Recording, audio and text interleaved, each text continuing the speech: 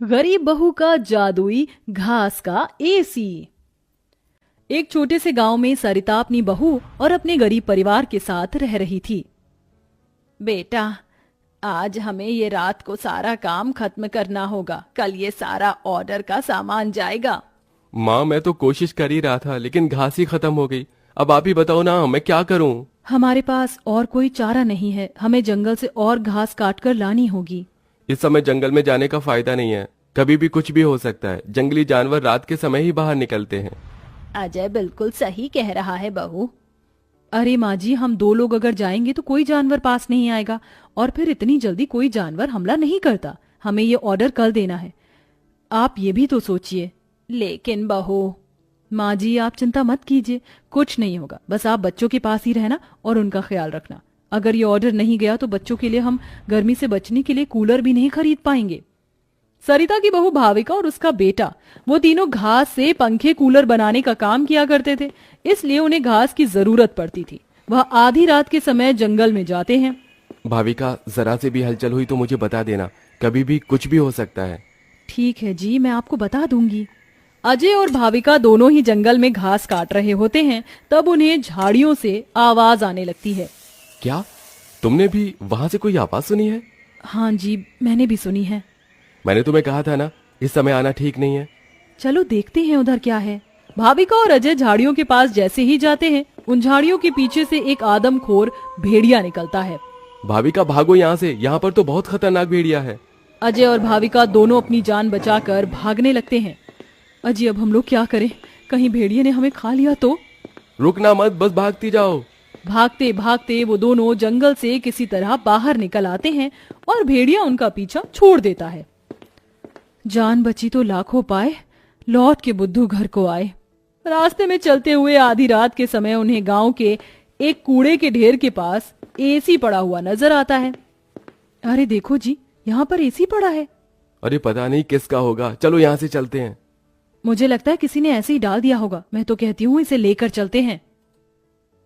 भाविका अजय को एसी ले जाने के लिए मना लेती है, जिसके बाद वो दोनों उस एसी को घर ले आते हैं।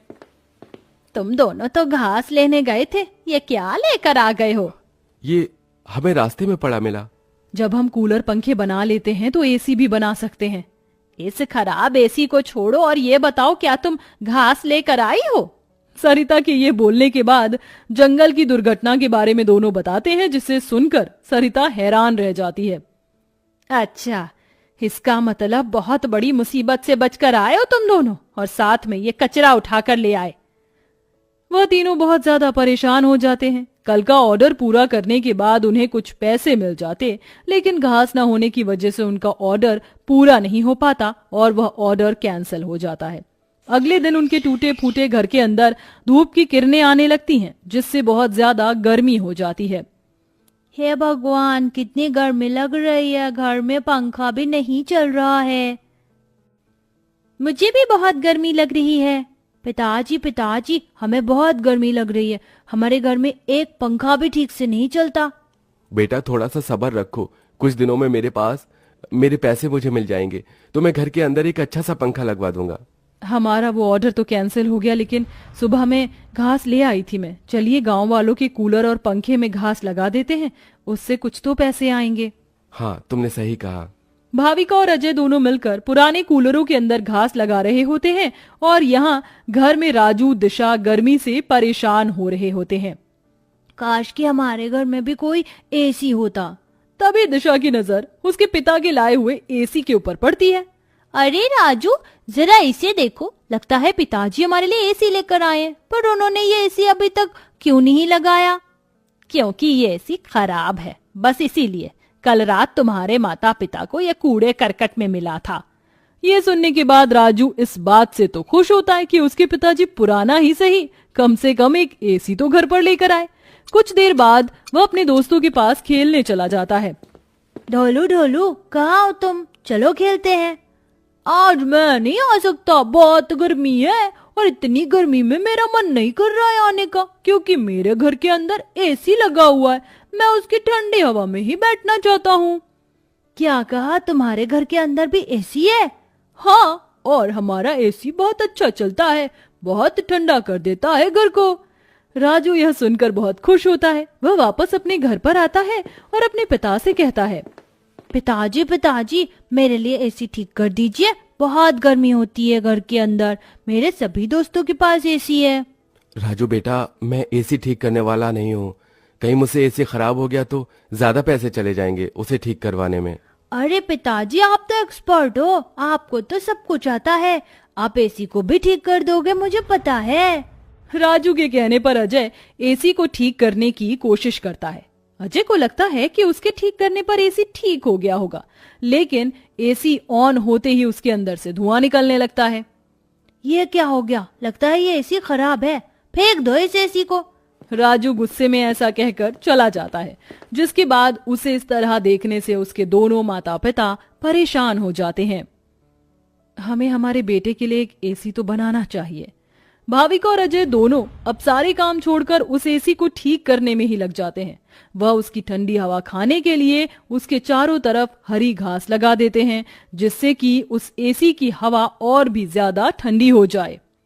चलो अब एसी तैयार है, इसे चलाकर देखते हैं। भाविका जैसे ही घास का एसी चलाती है, अचानक से उस एसी के आंख नाक मुंह बन जाते हैं। क्या बात है, तुमने तो मुझे बिल्कुल नए जैसा बना दिया है, लेकिन समझ नहीं आ रहा कि तुमने मेरे ऊपर ये घास क्यों लगाई है। एसी को बात करते हुए देख वो सभी डर जाते हैं।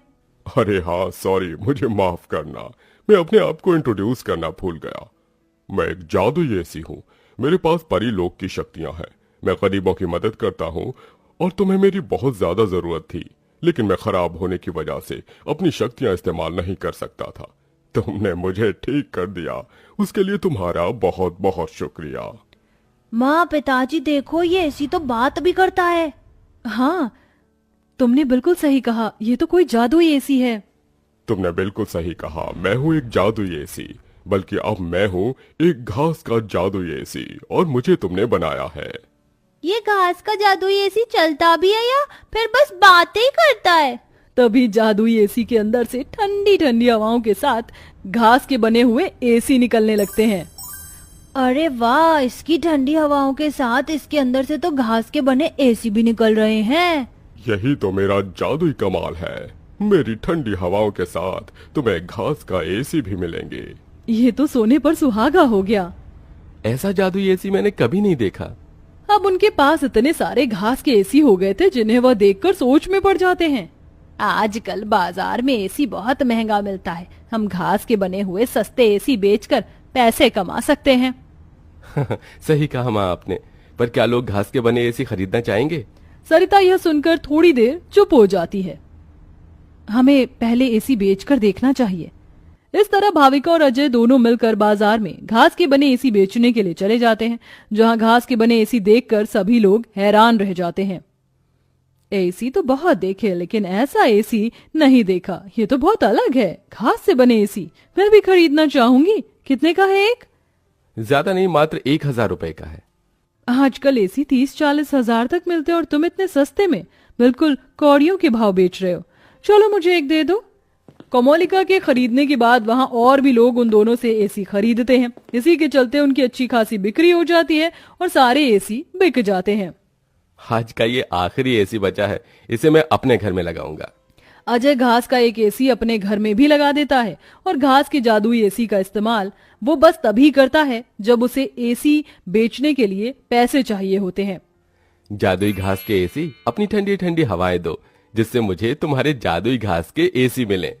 अजय के इतना बोलते ही जादुई घास के एसी के अंदर से ठंडी ठंडी हवाओं के साथ घास के बने एसी निकल आते हैं। इस तरह धीरे धीरे अजय अपना घास के बने एसी का बहुत बड़ा बिजनेस खोल लेता है और धीरे धीरे उसकी सारी परेशानियां खत्म हो जाती हैं।